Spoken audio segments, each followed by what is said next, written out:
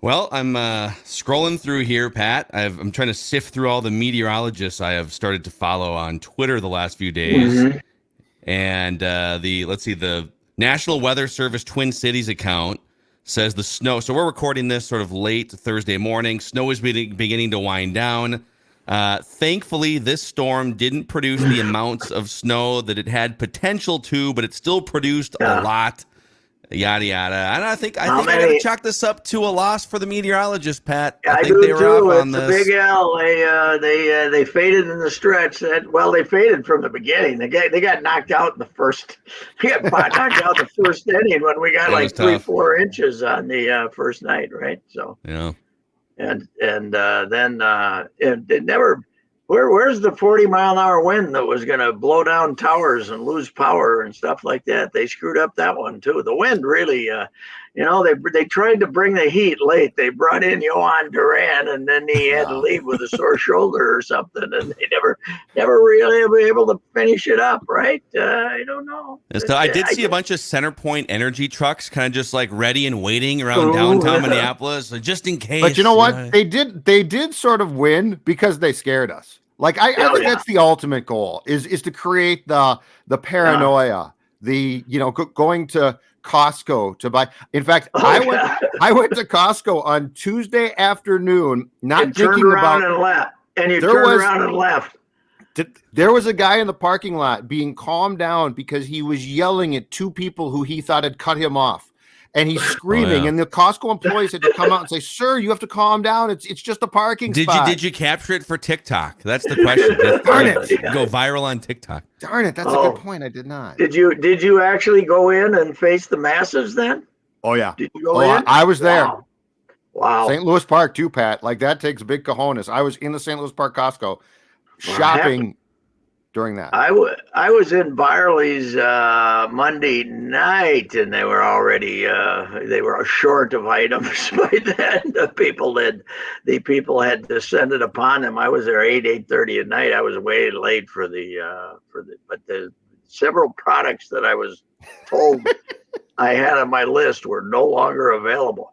You couldn't buy pork chops. The pork chops were gone. We were loading up on the pork chops, man. It was the salmon was gone at Trader Joe's. It was devastating. Yes, There's no salmon. Yeah. Only Byerly's would be like, the pork chops are gone. Plenty of water left. Plenty of noodles left, but the pork chops are out.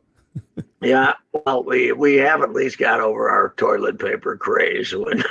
That was America at its worst, wasn't it?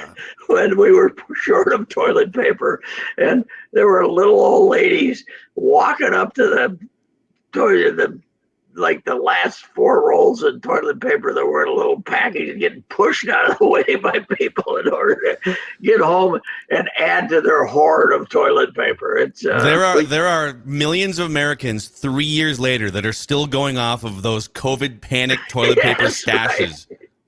Yes. Actually, my most embarrassing moment during because we're almost exactly 3 years. It's like early March of 3 years ago when COVID panic set in. And so hand sanitizer was big because we thought it was a surface thing, right? Like if you touch a box that a delivery driver brought, you might get COVID and blah.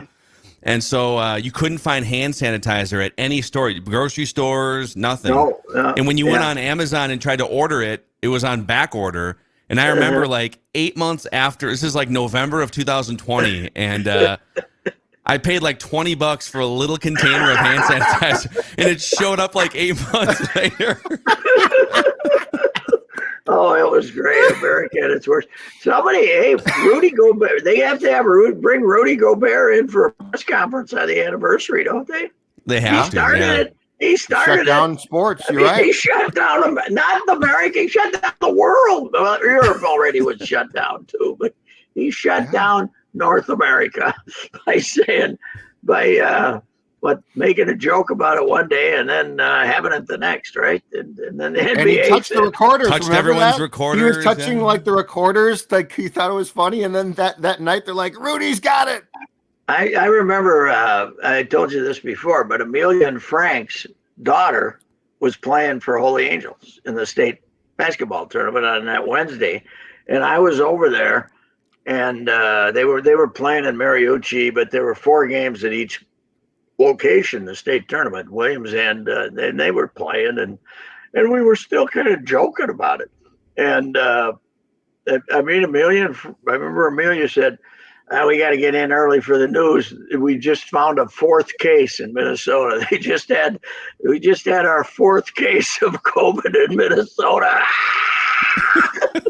It got a little worse than that. We had our 4th. Remember that? We were, oh God, how are we going to keep it out of here? How are we going to keep it out of Minnesota? Build borders, Pat. Yeah, and you're so you get the 4th case of COVID, and in the grocery store, you're looking at everyone like they've like they're a leopard or something. Like, oh my gosh. Mm-hmm. Yes, it was quite the. It is amazing. We got out of it as what it was about a year, a little over a year that we were doing crazy stuff. Well, I think it was longer than that, right? I mean, we were wearing started masks in March. For a long time. It was still affected the start of the baseball season, and they were only let you the next year. You'd only let so many people in the ballpark and stuff like that. Yeah, right. Speaking of the ballpark, by the way, Alex Kirilloff quotes coming out this morning here from the Athletic. Is he playing? Well, you tell me how much you believe what Alex Kirilloff is. I don't know if there's any sort of like wider variance player than Alex Kirilloff for the Twins. He could be their best hitter, or he could just not contribute anything. And he said he's really optimistic about how his surgically repaired wrist feels, according to Aaron Gleeman. I'm happy with the spot we are in right now, but he hasn't been cleared to swing in live batting practice yet, but he is swinging in the cage off pitching machines and in regular soft toss batting practice. Okay. I'm pessimistic. If he hasn't faced live batting practice yet, after when was the surgery? Not a year ago, but in the summer, early summer.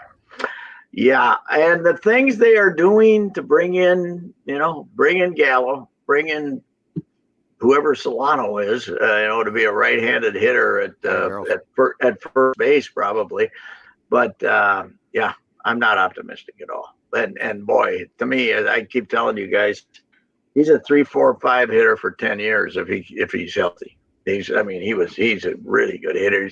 To put Royce Lewis and he are a different planet as hitters with the swing.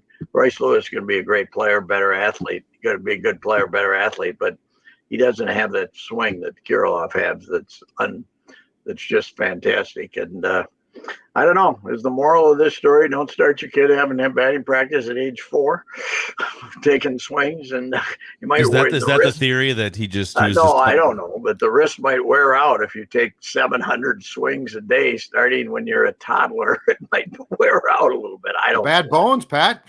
Might just have the bad bones. Yeah, it could have. That's a weird one. It is too bad, but I thought they were talking about his progress. Well.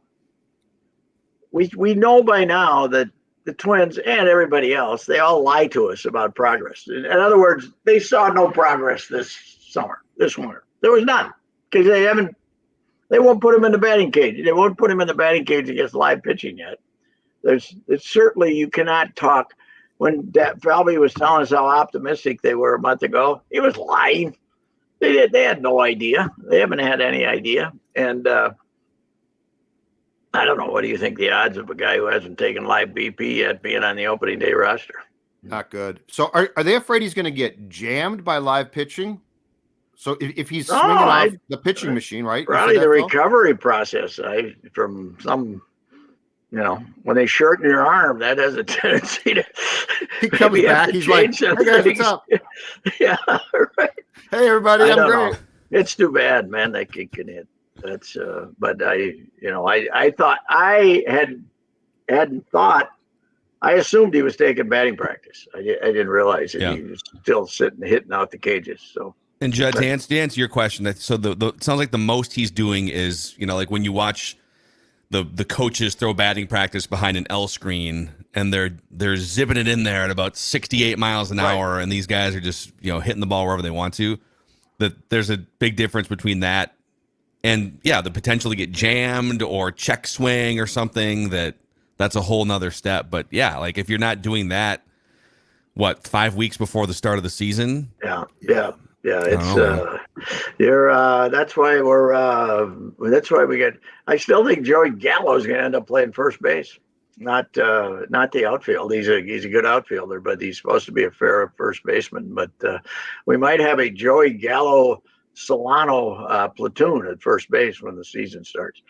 Who's that was a really weird sign. Phil and I were talking about that yesterday, but that kind of came out of nowhere. This 35-year-old guy, but he does hit left-handed pitching. So obviously, I think I was trying to figure out who goes off the roster. There's a couple of candidates. I wouldn't be surprised if it's Gilberto Celestino. Yeah, I don't think they like.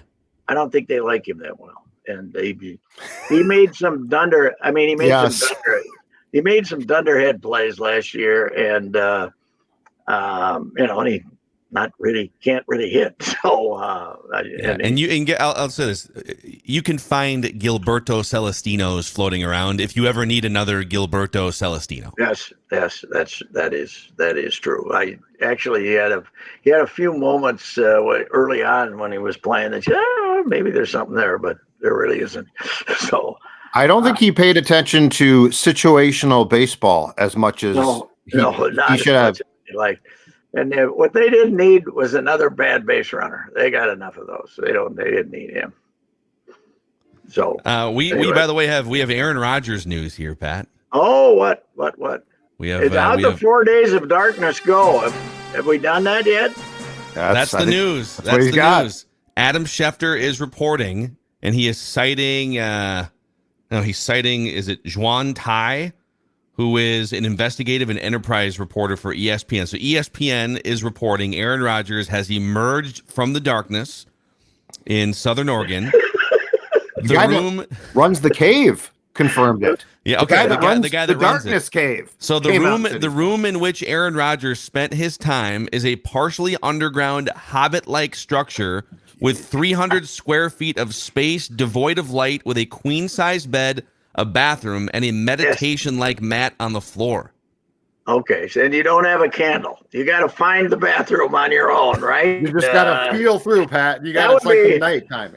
For a 77-year-old guy with bad knees, it'd be we'd have stuff all over. We'd have remnants all over the floor there trying to find a bathroom in the complete dark. That would be not good at all. So this guy does more weird stuff than the Beatles did, and that's saying something. And Phil, do we know what the result is? Has he made his decision? We don't know if he has seen his shadow yet. No, we do not. We're not sure. It does say that the room is fully powered so that at any point the lights can be turned on from inside the room if you want. That sounds like cheating to me. Yes, it does. So even if you flip them on like 2 minutes every day, you're cheating. Start over. Right? You got to start over. Right. Yeah. Dang it. Yeah. Oh, yeah. It's a switch now. Out of habit, I flipped that light on. So he's gotten out of the darkness. The retreat has 3 dark rooms and is booked for the next 18 months, the head of this place said. A wait list in the hundreds. There are 7 more rooms that are planned to help accommodate demand. There's literally a big inside feature story up on ESPN.com.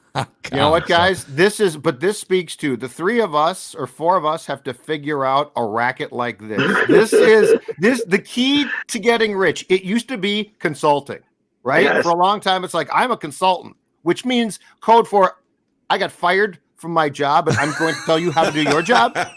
So now, but it's like, what can we come up with that famous people will gravitate towards, which will then cause rich people to want to do the same thing? You know what? I feel like LeBron and Dwayne Wade cornered the market. Like this is probably like 7 or 8 years ago now on red wine baths. Do you guys remember that? Oh yeah. Where they were just, I don't know how many bottles of wine it takes to fill a bathtub. Did it have to be good red wine, or could you get the cheap stuff? That'd be the problem. The $6 Trader Joe's bottles on the bottom shelf. I don't know. But anyway, so the story is really what the process was, not Aaron's reaction to it then. Huh? Yeah, we don't know. It's mostly talking to like the owner of the retreat here. So here's one more anecdote. So the guy, he checks on his guests once a day, more if needed, and offers short contemplative prompts Those visits happen in the evenings when he delivers a day's worth of meals through a two-way wooden door. It's the only time guests get a sense of the time of day. He says, quote, I am able to have a little window into what's going on. Sometimes it might be a 10-second conversation, sometimes 20 minutes. It just kind of depends on what feels appropriate when that person gets their food from me. I wonder if he's ever gone in there. The guy didn't answer for the meals, and he goes in there, and the guy's dead died from fright. I wonder. Oh hell, hey, this will be bad for business. Let's go bury him in the river or some damn What's thing. that terrible smell? Oh, Fred got frightened and died. There's going to be a spinoff of this as a story, don't you think? As a 3-part series, 4-part series, not reality, but somebody losing their mind in there and breaking out and becoming a serial killer or something like that, right? Would it shock you if Aaron Rodgers was the subject of like a 2020 investigation or something in 10 years? Mm-hmm. What happened to him? I never thought he was that big of a screwball. Did you? I mean, he was a pompous guy. He wasn't, but he was a great quarterback. But I think all the girlfriends that he dumped him and told him that he was a jackass probably might have got to him. I think the one he really liked was the young one. What's her name? Siobhan or whatever her name is. I don't remember. The actress. Shailene Woodley. Shailene Woodley. Shailene Woodley. I think that's the one he liked because he knew he was overachieving because she was way younger than him and seemed to be perfectly sane. And she dumped him. And I think that's what caused this. Just like, they can do that to people. They can, if you really ever catch a hot ticket and then she dumps you, it could get rid of you. Well, put your name on the list. It's only an 18-month wait, and you can, you can meditate in the darkness for a few days. The bathroom part of it is throwing me off already. I'm not. Why would you want to be in the dark for that long? That's what I don't get. You become disoriented. Why 4 days is my question. Like a day of darkness. It seems fairly reasonable, right? I got maybe 2 days if you want to be extreme. 4 days seems. I call it sleep. There's some TV show on now, and I've watched like one episode of it, but I think it's a series. Maybe it's a movie, but where you go into a place and you have to stay in there for a certain bunch. It's not in the dark or anything. And at the end, they all end up being serial killers or crazy. They end up being crazy people or something like that. It's I can't remember what the name of it was. Quarantine, perhaps during the pandemic. No, it sounds like it was recent, fairly recent. I mean, in these times, especially now, you watch any crap you can find right on television right now. So, because you don't have to.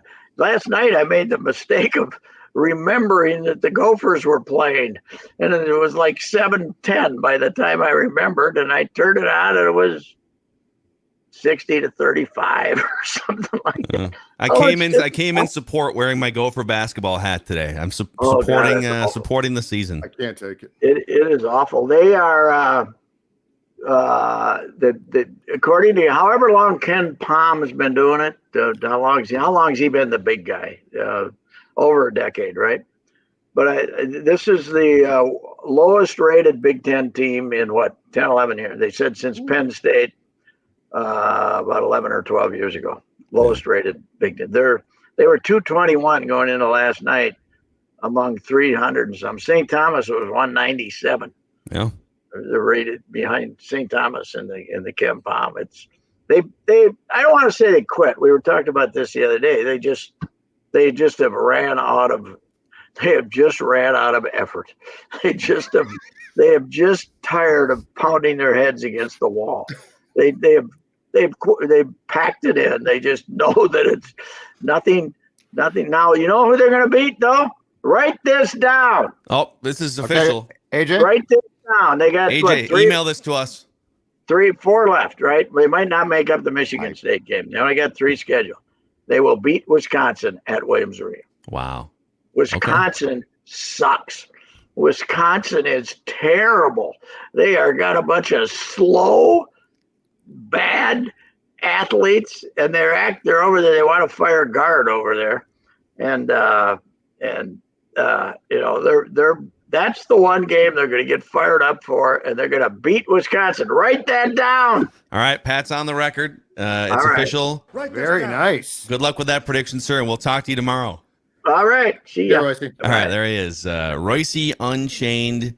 You can subscribe via Apple, Spotify. You can find everything he does on that Reusse Unchained podcast feed. See you guys.